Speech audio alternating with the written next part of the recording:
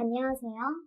현재 7살 난 딸아이를 혼자 키우고 있는 30대 초반 돌싱맘이에요. 누구에게나 인생에서의 봄날은 있다고 하죠.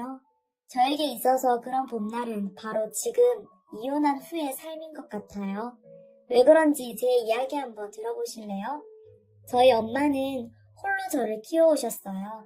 엄마의 말에 의하면 아빠는 제가 태어나기 전에 갑작스러운 심장마비로 돌아가셨다고 했고요. 그때 임신 중이었는데 주변에서 하도 여자 혼자 애 키우는 거 할 짓 못 된다고 애를 지워버리거나 애 낳으면 입양 보내라고 그렇지 않으면 연을 끊자고 닥달을 했다고 해요. 그래도 저희 엄마는 끝까지 저를 지켰고 그렇게 엄마는 가족들과 멀어진 채 홀로 일하며 저를 키우셨다고 합니다.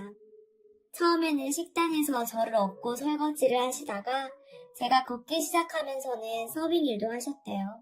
하지만 남자 손님들의 짓궂은 송장난을 견디지 못하시고 그만두실 수밖에 없었다고 합니다. 그동안 시간이 흐르면서 주변의 친한 언니들도 사귀고 저를 맡을 수 있는 곳이 생기니 본격적으로 무언가 해야겠다 생각이 들었대요. 그때 당시에는 많이 배우시지 못하셨지만 워낙 엄마 머리가 비상해서 사무직으로 일할 수 있었다고 해요. 남자들도 살아남기 어려운 유통업계 쪽에서 허드렛 일부터 꿋꿋이 버텨내며 관리팀까지 올라갈 수 있었고 금전적으로도 조금씩 여유가 생기면서 밤에는 공부하시고 낮에는 일을 하셨다고 해요. 그렇게 열심히 사신 지 20여 년이 지난 지금 엄마는 본인만의 사업장을 가지고 계실 만큼의 재력을 갖추신 건 물론이고 끊임없이 공부도 하셔서 경제학 석사학위도 가지고 계실 정도의 학식도 풍부하세요. 아빠 없이 자랐다고 손가락질 받을까봐 저를 엄하게 키우셨으며 저도 아빠 없는 애라는 놀림을 당하기 싫어서 항상 행동 하나하나 조심히 살아왔습니다. 그런데 그렇게 항상 무언가 조심해서 자라온 환경 때문이었을까요? 대학교에 입학하고 저는 처음 맛보는 자유와 성인이 되었다는 황홀감에 빠져 그만 제 인생에서 최대 실수를 저지르고 많은 상황을 초래하게 되었습니다. 저는 집은 서울이지만 성적이 되지 않아 지방의 한 국립대학교에 입학을 하게 되었습니다. 엄마는 이상하리만큼 이쪽 지역으로 가는 걸 반대하셨지만 저는 그래도 한 번도 가본 적은 없지만 엄마의 고향과 가까운 곳에 위치한 학교라 왠지 친근감도 들고 이런 느낌이 좋았어요. 그리고 어느 날 첫 동아리 모임이 있던 날이었어요. 3차로 모두 모여 술자리를 가진 날이었는데 그날따라 왜 그랬는지 기분이 좋아서 술을 많이 먹게 되었어요.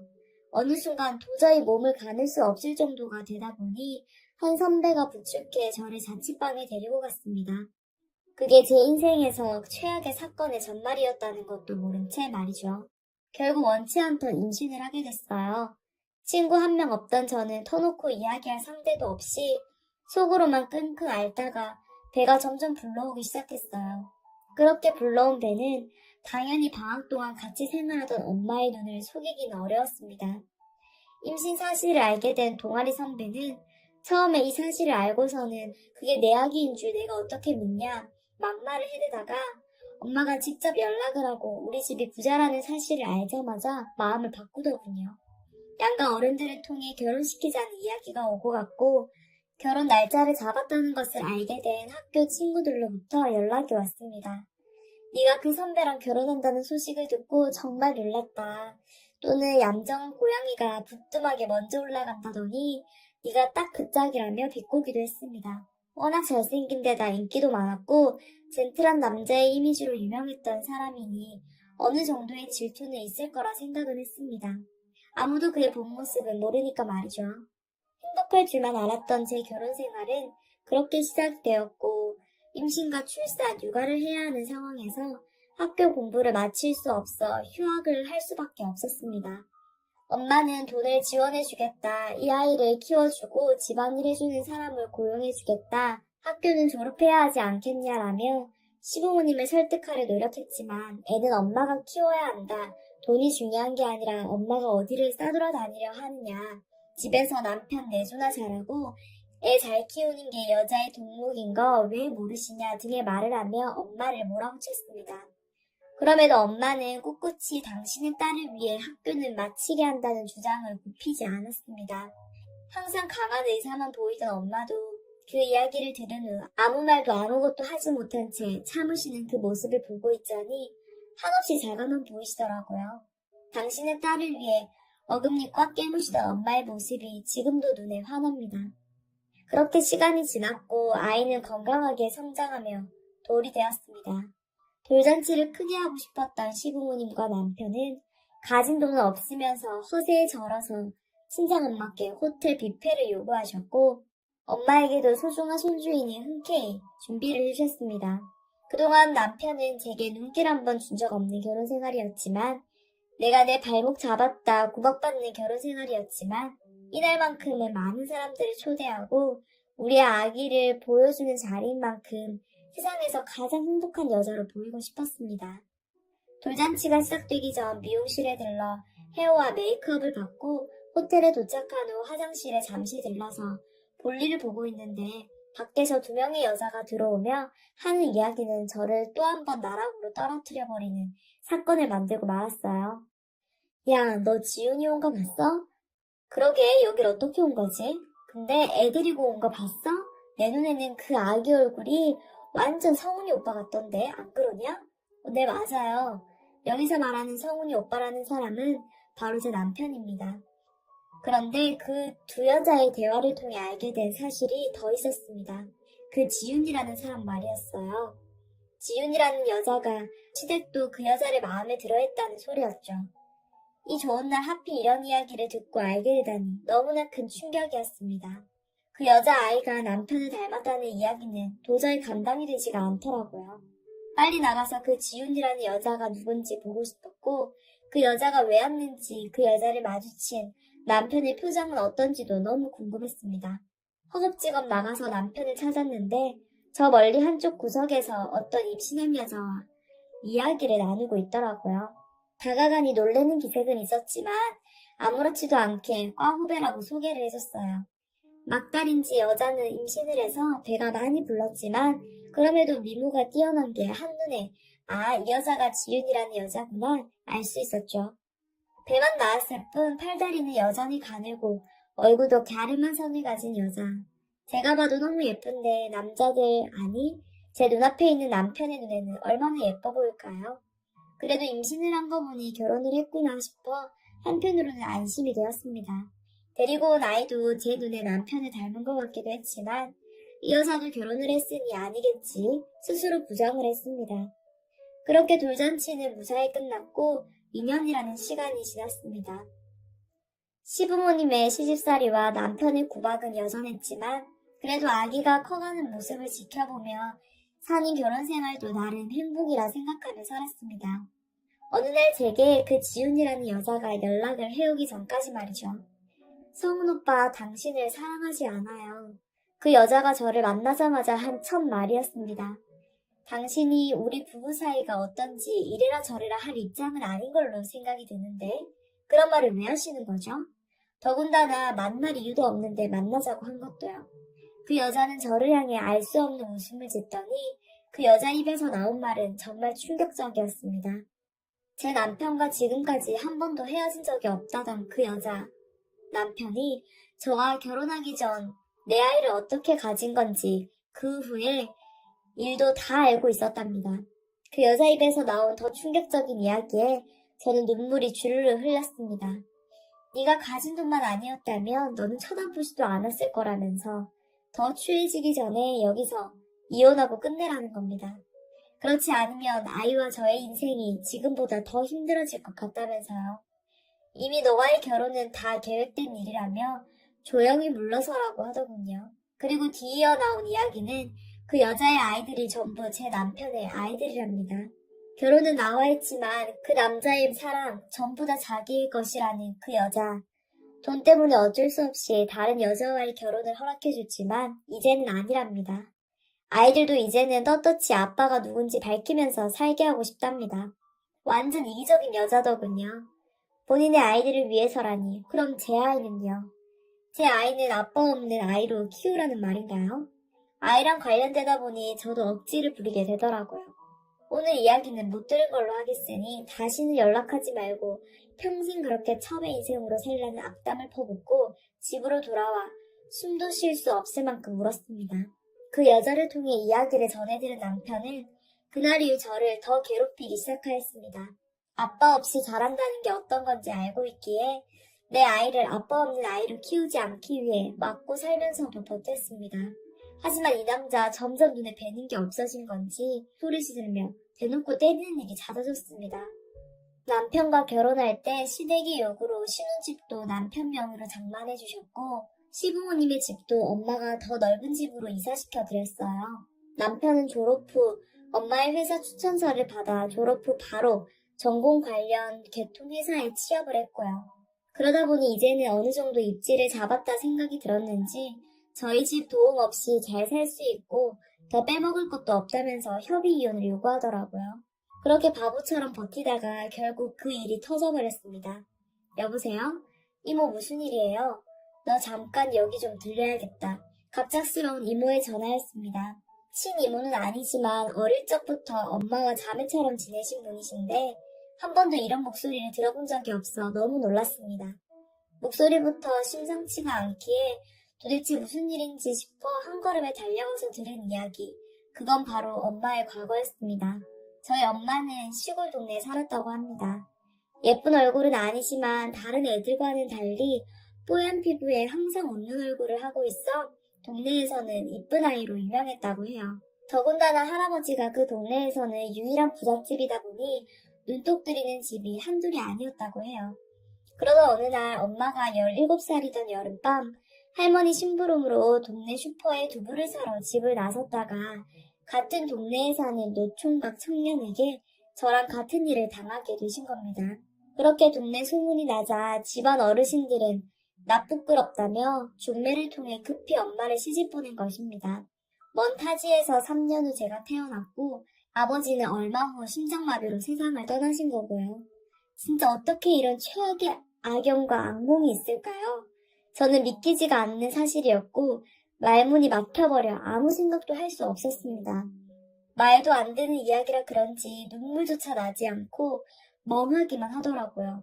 정말 그 아비의 그 자식이라고 여자를 함부로 대하는 그 쓰레기 같은 생각과 행동은 차마 용서가 되질 않았습니다. 저희 엄마 어린 나이에 고등학교도 포기하고 가족과의 연을 끊으면서까지 혼자서 감내해야만 했던 그 큰 사연들이 얼마나 죽고 싶을 만큼 힘든 일이었을까요? 저는 왜 그런 엄마의 아픔을 이제서야 알게 되었을까요? 그동안 시부모님, 특히 시아버지 앞에서 그렇게 한없이 작아지던 엄마의 모습이 주마등처럼 스쳐 지나갔고 평소에 대장금 같던 엄마답지 않게 왜 그래야만 했는지 이제서야 이해가 되기 시작했습니다. 그리고 곰곰이 생각을 해보니 상견례 날에도 마찬가지였어요. 평소 엄마 같지 않은 모습 말이에요. 당당하던 엄마의 모습은 온데간데였고 죽을 죄를 진 것 마냥 고개도 계속 숙이시면서 대답만 하시던 모습이었어요. 엄마는 그때부터 이 사람의 존재를 알고 계셨던 것이었을까요? 그럼에도 딸의 행복을 위해 전부 묵인할 수밖에 없었던 것이었을까요?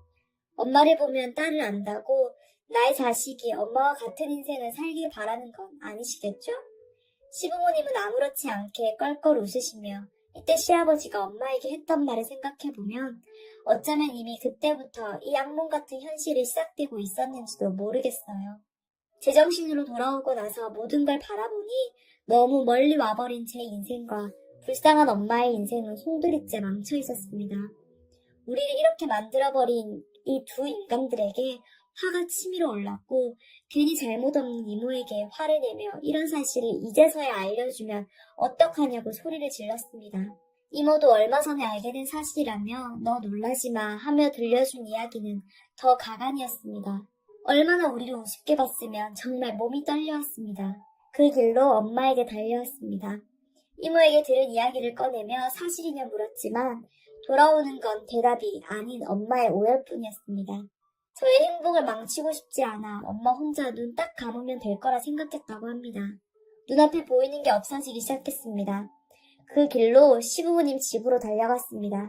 시아버님, 아니 쓰레기가 눈앞에 보이자마자 저도 모르게 이 파렴치한 범죄자라는 말이 튀어나왔습니다. 시어머니의 연락을 받고 온 남편에게 끌려 집으로 돌아왔지만 제정신을 차릴 수가 없었습니다. 이렇게 사는 건 정상이 아니라는 생각이 번쩍 들었습니다. 화장실에 들어가 경찰에 신고를 했고 집에서 그렇게 남편은 일단 구치소로 끌려갔어요. 남편이 나가고 엄마를 다시 찾아갔습니다. 부은 저의 눈을 보고 펑펑 우시는 엄마에게 이제는 나로 인해 감수해야 할 일들을 만들어주지 않게 하겠노라 다짐을 하고 그동안 엄마에게 말하지 않았던 일들, 제가 어떤 취급을 받고 살았는지에 대해 다 알려드렸습니다. 그것도 모르고 당신 혼자 더러운 모든 것을 다 짊어진다며 늘 딸만은 잘 사는 줄로만 생각하셨다고 잘못된 선택이 딸의 인생까지 망쳐버렸다고 우시는 엄마의 모습에 더 독한 마음이 들었습니다. 아이에게 아빠만큼은 지켜주고 싶었던 어리석음으로 인해 나와 아이뿐만 아니라 엄마까지도 구렁텅이로 몰고 있었다는 것을 이제서야 깨닫게 되더라고요. 증거 수집을 위해 변호사 상담을 받고 이혼을 준비했습니다. 다행히도 상대편의 잘못이 확연히 크기 때문에 문제없이 이혼을 할 수 있었고 전 남편은 이 일로 인해 다니던 회사에서 해고되었어요. 그리고 남편 명의로 된 아파트와 시댁에 바친 모든 금전적인 것도 회수하는 민사 법정 싸움도 시작이 되었고 강압에 의한 결혼 관계와 지속적인 괴롭힘으로 명의를 되찾을 수 있었고 위자료 또한 승소했습니다. 그리고 또 하나 형사사건도 진행 중에 있습니다. 내 인생을 송두리째 앗아간 그 쓰레기의 죄를 묻는 법정 싸움이 진행 중이에요. 하지만 꼭 법적으로 처벌이 불가능하더라도 이 사실을 이슈화시켜서 그 사람에게 얼굴도 들고 다닐 수 없을 정도의 창피함을 찍고 싶어요. 이렇게라도 해야 그동안 우리 모녀가 받았던 고통을 돌려줄 수 있을 것 같거든요. 물론 금전적인 배상도 받을 예정이라 민사소송도 할 거고요. 돈은 아쉽지 않지만 그 집안을 몰락시켜버리고 싶었어요. 있는 돈 없는 돈 다 뜯어낼 거고 거지처럼 만들기 위해 이를 악물고 있습니다. 변호사님에게 자문을 구하니 그런 계획을 실행으로 옮긴다면 명예훼손으로 벌금을 물을 것 같다고 하시더군요. 저는 상관없다고 말하고 한 가지를 더 물어봤습니다. 명예훼손과 이혼소송은 별개인지 혹시나 제가 앞으로 행할 행동들이 소송에 영향을 끼치지 않기를 간절히 바랐기 때문입니다. 별도의 소송이지만 약간의 금전적인 손해는 감수해야 한다는 최종적인 답변을 받자마자 실행에 옮겼습니다. 우선 시댁이었습니다. 가증스러운 시아버지가 어떤 사람인지 지인들 친척들에게 공개하기로요. 청첩장을 돌릴 때 기록된 시댁의 친인척 주소로 그동안의 모든 일들을 편지로 써서 보냈어요.